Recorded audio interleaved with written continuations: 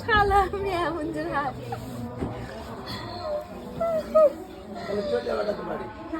আমরা কখন এসছি এখানে, কটার সময় এসছি? 1:15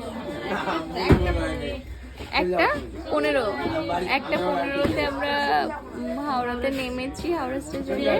আর আমাদের ট্রেন হচ্ছে 3:30টার সময়। মানে সব আর ট্রেন নেই, আর ট্রেন নেই। আর এই ট্রেনটা না থাকলে আজকে আমাদের পুরো সকাল উঠতেই হাওড়া স্টেশনেই থাকতে হতো। হাওড়া স্টেশনেই আছে আছি, বাট 3টের সময় তাও ছেড়ে দেবে, সেটা না থাকলে সেটাও হতো না।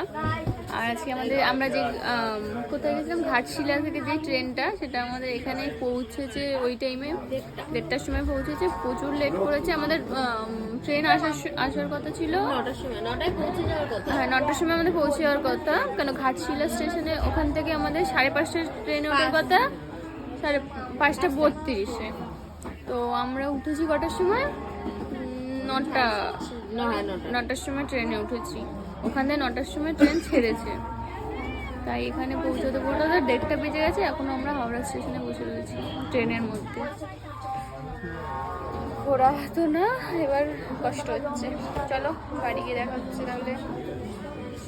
এই যে বসে আছে এখানে, মনা ঘুমাচ্ছে, আর ওদিকে একজন। মনা না ঘুমালে আমার শরীর খারাপ হয়। মনা ঘুমিয়ে